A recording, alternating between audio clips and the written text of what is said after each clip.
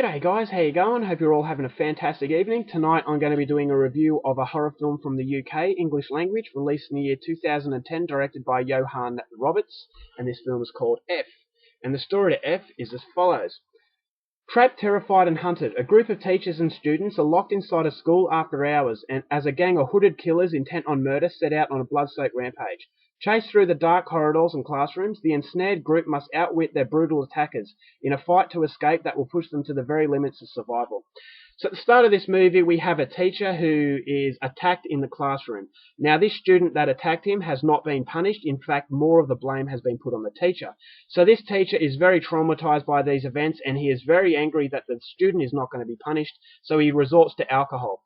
And this really escalates, tensions in his life even further. So one night he is on duty for detention. He's got a group of students, including his daughter, that are being left behind at school because they have been misbehaving. So tonight is going to be unlike any other detention that they've ever experienced, because tonight they have been besieged by a group of hooded killers. And these hooded killers, the motives behind their attack is not clear, but what is clear is that they have murder on their mind, and they're picking off the students and the teachers one by one in a blood-soaked rampage. So who survives this night of terror? That's something you're going to have to find out for yourself, because that's as far as I'm going with a synopsis. Now, my thoughts on this movie. I went into this one with extremely low expectations. I wasn't prepared to like it because of two main reasons. A lot of people seem to hate this film because, number one, you don't get an identity into the killers, and number two, it didn't seem to have an ending. So really, after hearing all the criticism that has been inflicted on this film, I really didn't want to see it, and I only got it because it was very, very cheap, and I was willing to give it a go. After I watched it, I was absolutely gobsmacked because I actually love this movie. Now, a lot of people have criticized it, and I really don't understand the criticism because I think a lot of people are misunderstanding it, in my opinion. Now, number one, I feel that this is a fantastic portrayal of modern life. The society that we live in, and the differences between the generation of the youth and the older generation. The youth of today have no consequences, and I feel that's not only a problem in the UK but also Australia.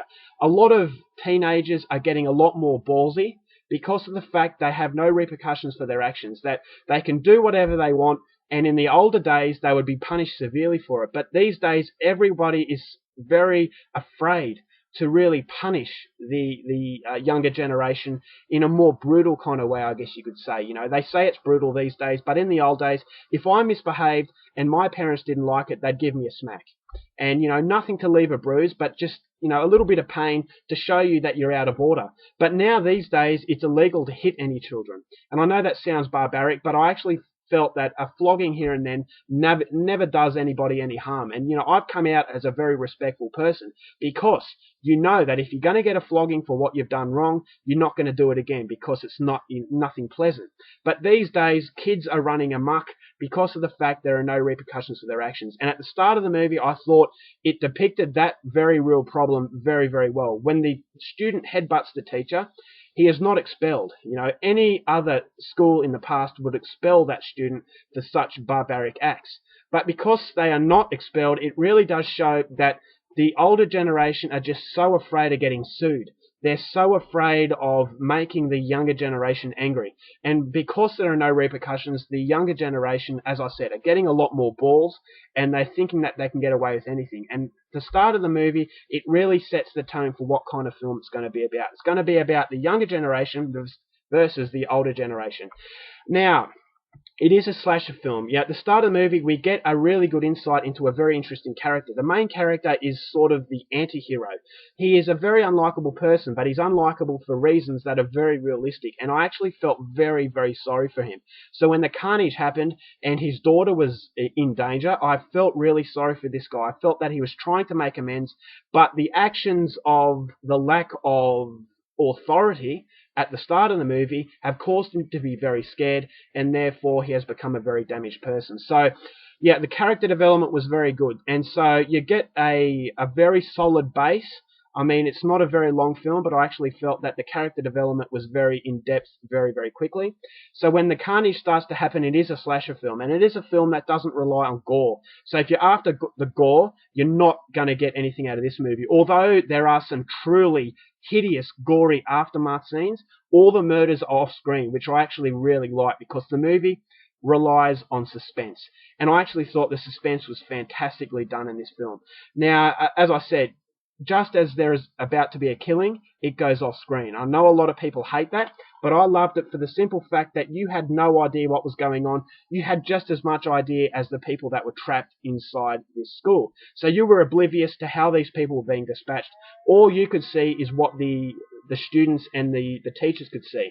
That when they came across a body, you could see the brutal aftermath, and you could only imagine how much torture and pain that these people went through. So I actually thought that was a very deliberate ploy because as far as a budget is concerned, I actually thought the gory aftermath, a lot of money went into the effects. So I actually thought it was very deliberate that the killings were off screen, and for that, you know, sometimes I don't like it, but for that, I actually really liked it because I actually thought it paid a lot more of an impact to the film once you get to see what's happened. So very, very suspenseful. A lot of jump scares, which again I don't really like, but I actually thought they were really well done in the film. The soundtrack was absolutely fantastic, especially when you get to see the bad guys. When they're on screen, there is a certain laughter kind of track. I don't know how to really explain it, but there was kind of a really evil laughter. And I thought that was really intense. It sent a chill down my spine, and I thought it was exceptionally done, and it was really matching to the villains. Now, a problem that a lot of people had with the film is that the villains, you can't see them. In fact, that's how you see them. They're kind of got a very dark face, and the identity is never really revealed. And I actually thought that was really well done because it depicted these hooded assailants as monsters. And I felt that the monster was symbolizing the youth of today, that how brutal the youth are becoming and how scary the youth are to the older generation. So at the start of the movie, the teacher is very scared of the students. So I actually felt that the assailants in this film didn't represent any one person, but represented a whole generation.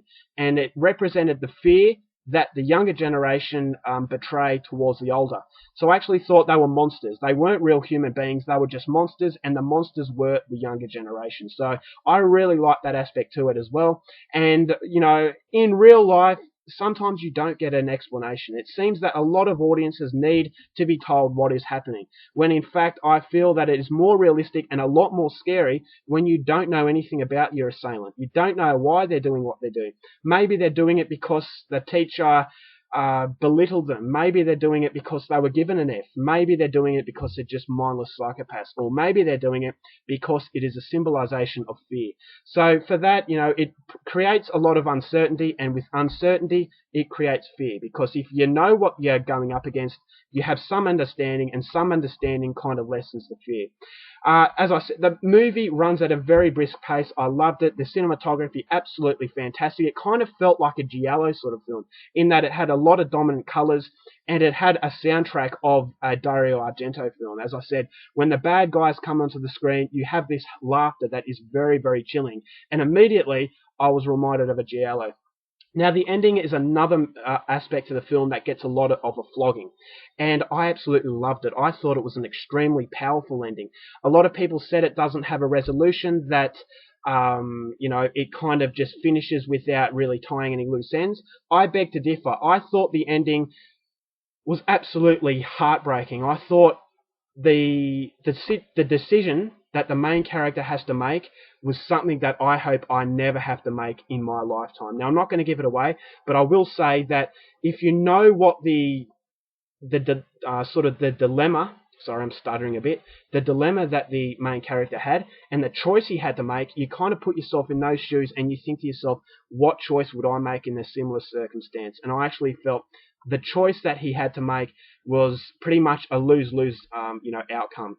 He was doomed if he does, he was doomed if he didn't, because whatever he chose, there was going to be a really bad outcome. So I thought it was a very, very depressing ending, but also a very, very good ending. And each to their own. A lot of people didn't really like the ending, but I actually felt it was a dilemma, it was an ultimatum, and that ultimatum was not going to have a happy outcome. So all in all, I thought this is a greatly misunderstood film.